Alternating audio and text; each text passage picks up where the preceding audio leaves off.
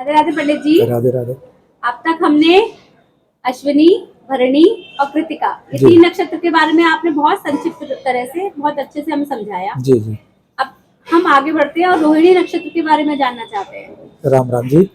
देखिए, जो चंद्रमा है ना, रोहिणी नक्षत्र में उच्च का होता है और विशेष प्रभावशाली होता है। वो बहुत इच्छाओं वाला होता है। जो भी जिन जातकों का जन्म रोहिणी नक्षत्र में होता है ना, वो अपने लिए बहुत सोचते हैं, बहुत बढ़िया बढ़िया खाएंगे, बहुत बढ़िया बढ़िया ब्रांडेड कपड़े पहनेंगे, तो यानी अपने में ही मगन रहते हैं। क्योंकि ये चंद्रमा का नक्षत्र है और चंद्रमा मन का कारक है, तो ऐसे व्यक्ति मन से बहुत सोचते हैं और दिल दिमाग का प्रयोग नहीं करते। अगर ये लोग दिमाग का प्रयोग करें ना, तो बहुत आगे जिंदगी में आगे बढ़ जाएं। अगर इनको लगेगा कि मुझे आज 10,000 रुपए का कोई आइटम खरीदना है, तो वो खरीदेंगे। जैसे मान लो एक घर में बच्चे का जन्म होता है, हिजड़े लोग मांगने आ जाते हैं, वो कहते हैं 11,000 रुपए दो, तो उससे कह देगा दूंगा और किसी से उधार लेके उसको दे देगा। यानी इतनी अपनी बात को आगे रखेंगे और ये नहीं पूछेंगे हम कहाँ से क्या कर रहे हैं। तो जो भी रोहिणी नक्षत्र में जन्म लेने वाले होते हैं, जहां तक वो अपने हित के बारे में सोचेंगे और अपने पूरे ऐशो आराम करेंगे। अब वो घर गृहस्थी उनकी उसमें चाहे खराब हो जाए, उस पर ध्यान नहीं देते। तो हमें रोहिणी नक्षत्र में चंद्रमा पे ध्यान देना है। चंद्रमा कहाँ है, क्योंकि वो उच्च का है। जैसे मान लो ये व्यक्ति, ये से चंद्रमा मान लो ये उच्च का है, तो दूसरा सिरा नीच का हो जाएगा। तो चंद्रमा जहां कहीं भी होगा वो हिस्सा तो बहुत प्रभावशाली रहेगा, और चंद्रमा जिस भाव का स्वामी होगा वो भी बहुत प्रभावशाली रहेगा। लेकिन उसके सामने जहां चंद्रमा बैठा है, उसके ठीक सामने वाला हिस्सा जो है वो डाउनफॉल होगा, वो उस पर नीच की दृष्टि होगी चंद्रमा की, वो अच्छा नहीं होगा। तो जो मैंने आपको अभी बताया, ऐसा तो समझ में आएगा नहीं, तो मैं 1-2 उदाहरण देके आपको कुंडलियों से समझाता हूँ। आइए देखें।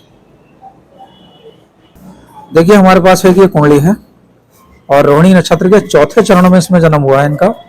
और चंद्रमा हम देखते हैं यहाँ उच्च का, लेकिन ये अष्टम भाव है, इसे मृत्यु का भाव कहते हैं। साथ में मंगल भी है, तो मंगल के साथ चंद्रमा जो है वो चंद्रमा को यहाँ हानि होती है। अब चंद्रमा की नीच दृष्टि धन वाले खाने पे गई, तो ये धन के लिए बढ़िया नहीं हुए। और पिता वाले भाव का स्वामी है तो उच्च का, लेकिन ये इस वाले खाने में गया, मृत्यु वाले खाने में गया, तो पिता के लिए लाभकारी भी होंगे और साथ में ये हानिकारक भी होंगे, यानी उनके स्वास्थ्य को खराब भी करेंगे। एक कुंडली हम यहाँ और देखते हैं। ये रोहिणी नक्षत्र के प्रथम चरण में इनका जन्म है। चंद्रमा यहाँ उच्च का है, तो ये अपने इष्ट मित्रों के लिए बहुत कुछ करेंगे।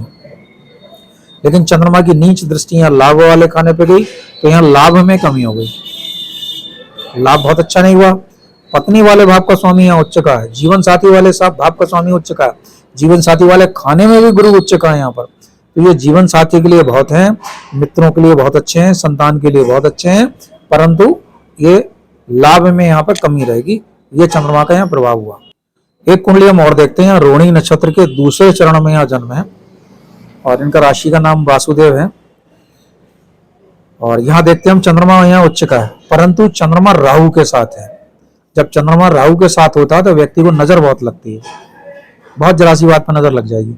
इसके ठीक सामने वाले खाने पर नीच की दृष्टि हो गई, तो ये अपने पिता के लिए हानिकारक हो गए, पिता के लिए अच्छे नहीं हुए।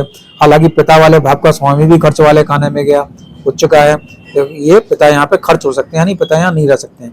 तो पिता को हानि 2 तरह से हुई। चंद्रमा की नीच दृष्टि, पिता वाले भाव का स्वामी खर्च वाले खाने में गया। तो यहाँ तक तो हमारी बात पूरी होगी। लेकिन ये कुंडली एक विशेष कुंडली है।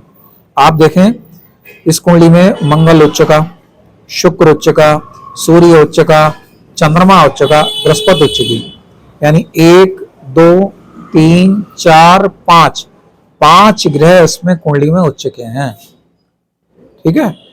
अब चंद्रमा उच्च का है, लेकिन ये राहु के साथ होने के कारण इसका मन बार बार खराब हो जाएगा, मन को बार बार घात लगेगी। तो उनको राहु का यहाँ उपाय करना चाहिए, तब यहाँ मन अच्छा हो जाएगा। ये साधु संतों को दान दें। ठीक है। तो ये विवेचना आपने देखी पंडित राकेश पांडे से, पंडित राकेश पांडे, बरेली, उत्तर प्रदेश, भारतवर्ष। आप अपने विषय में भी जान सकते हैं कुछ मुझे मेरा पारिश्रमिक देते हुए, और मेरा फोन नंबर है 9837235505। हरिओम।